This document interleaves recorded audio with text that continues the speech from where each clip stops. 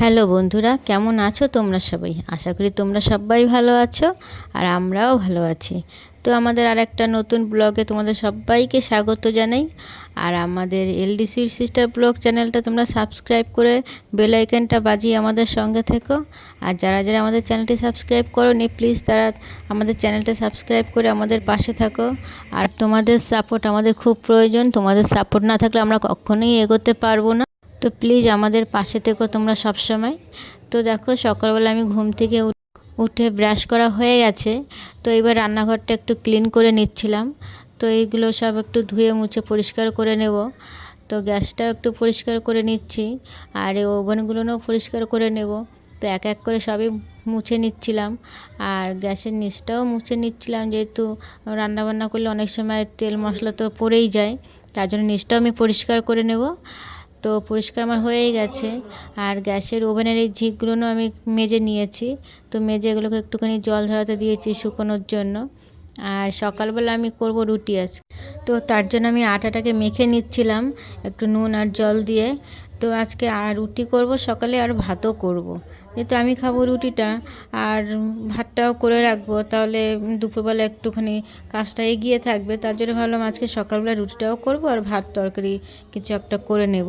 আটা মাখার সময় বোন কয়েকটা বার আসলো, এসে আমাকে জিজ্ঞাসা করলো, দিদি কী রান্না করবি আজকে? তো আমি বললাম দেখি কি রান্না করি। বাজার যাবে বা বাড়িতেও কিছু ছিল, সেই সবজিটা করব, আর বাজার থেকে যদি মাছ আনবে যেটা সেটাই করব। আর আমাদের মাছ ছাড়া তো বেশি একটা চলে না, মাছ প্রায় প্রতিদিনই থাকে। আর দেখো, আমার আটাটাও মাখা কমপ্লিট। তো আমি আটাটাকে একটুখানি ঢেকে রেখে দিচ্ছি, কিছুক্ষণ পরেই রুটিটা বানাবো। আর এদিকে আমি ভাতটা বসানোর জন্য চালটাকে মেপে রেখেছিলাম।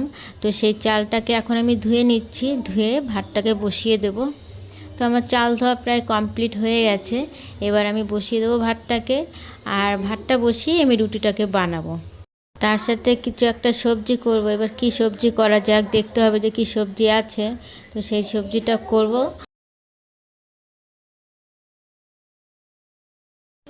আর আমার চাল ধোয়া কমপ্লিট হয়ে গেছে। তো আমি চলে এসেছি ভাতটা বসাতে। এবার ভাতটা বসিয়ে দেব।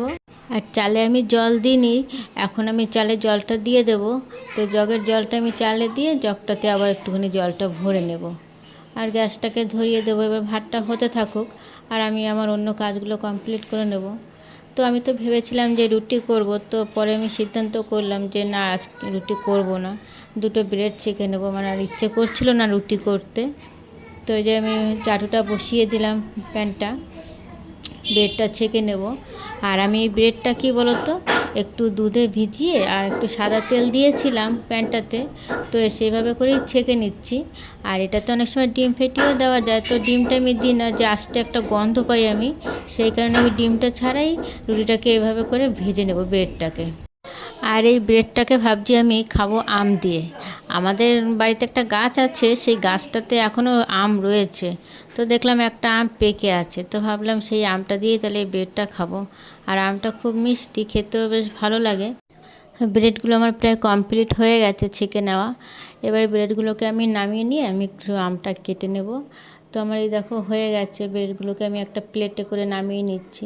তো নামিয়ে একটু গ্যাসটা অফ করে দিয়ে আমটাকে কেটে নিচ্ছিলাম। আর এটা আমাদের গাছেরই আম, দেখো কত সুন্দর কালার এসছে, আর খেতেও না ভীষণ মিষ্টি। গাছের আমগুলো এমনিতেই মিষ্টি হয়, যেহেতু গাছ পাকিয়ে নামানো হয়। আর এদিকে আমি পটলগুলোকে একটু ছোকলাটা ফেলে কুচিয়ে নেব আলু দিয়ে, আর পটলগুলো কুচিয়ে একটুখানি ভেজে নেব ভাবলাম। তো আমি এই ছোকলাগুলো এই প্লাস্টিকটার মধ্যেই ভরে দিচ্ছিলাম। আর এই প্লাস্টিকের যে ছোকলাগুলো থাকে সবজির ছোকলাগুলো, তো এগুলো আমি আমার গাছে ইউজ করি। আমার যেহেতু ছাদে গাছ আছে, তো গাছে আমি এগুলোকে ইউজ করি। তো আমি এই ছোকলাগুলো ফেলে দিই না। আর এদিকে আমার ভাতটাও হয়ে গেছিলো। আর ভাজি বসাতে গিয়ে দেখছি আমার তেল নেই। তো সরষের তেলের প্যাকেটটা কেটে আমি একটু তেলটা ঢেলে নিচ্ছিলাম। আর নিচে একটা কড়াই বসিয়ে দিয়েছিলাম, যাতে তেলটা যদি পড়ে যায় তাহলে এই কড়াইটার ভিতরেই পড়ুক, আর আমি তাহলে রান্নাটা করে নিতে পারবো। কারণ আমার মাঝে মাঝে তেল না এভাবে করে পড়ে যায়। এদিকে আমি একটু পেঁয়াজটাকে কুচিয়ে নিচ্ছি, আর কয়েকটা লঙ্কা চিড়ে নেব। আর আমি এই ভাজিটা না একটু কালো জিরা ফোড়ন দিয়েই ভেজে নেব। কালো জিরা ফোড়ন দিয়ে বেশ এই ভাজিটা আমার ভালোই লাগে। তো একটু তেলটা কম মনে হচ্ছিলো, তার জন্য আর একটুখানি তেল তাতে অ্যাড করলাম। অ্যাড করে একটু কালো জিরা দিয়ে দিলাম, আর একটুখানি শুকনো লঙ্কাও দিয়ে দিলাম।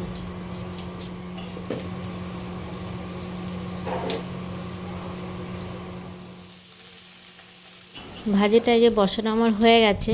এবার ভাজিটা একদিকে হতে থাকুক আর আমি একটুখানি সকালের ব্রেকফাস্টটা এবারে সেরে নেব, কেন খিদেও পেয়ে গেছে, এবারে অনেকটা বেলা হয়েও যাচ্ছে। তো আমার ব্রেকফাস্ট হতে হতে দেখলাম বাজার নিয়ে চলে এসছে। তো দেখি মাছ নিয়ে এসছে, সেটা লোটে মাছ। তো আজকে আমাদের লোটে মাছই করা হবে।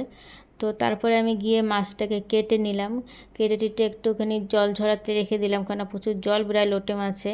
তো এটার ভাজিটা হয়ে যাওয়ার পরে এই যে দেখো আমি মাছের ঝোলটা বসিয়ে দিয়েছি। ঝোল মানে শুকনো শুকনোই করবো, বেশি ঝোল ঝোল করবো না। তো এই যে মাছটা আমার, আর মাছটাতে আমি আদা রসুন পেঁয়াজ সব কিছুই দিয়েছি, মানে মাংসতে যা যা মশলা দিই প্রায় সব মশলাই এটা দিয়েছি। আর লাস্টে নামানোর আগে একটু ধনে পাতা দিয়ে নামিয়ে দেবো। আর এই মাছের তরকারিটা রান্না করার পরে আমি যাব ঘর মুছতে।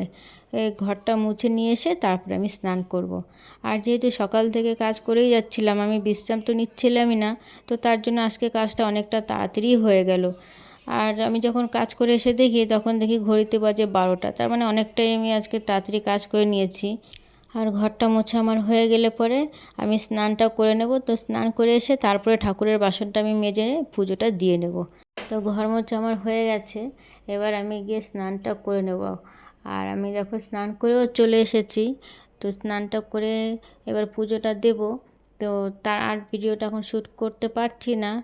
আর তোমরা আমাদের যদি ভিডিওটা পছন্দ করে থাকো, তাহলে ভিডিওটা একটা লাইক করে দিও, আর আমাদের পাশে থেকো, আর আমাদের এই চ্যানেলটাকে সাবস্ক্রাইব করে নিও।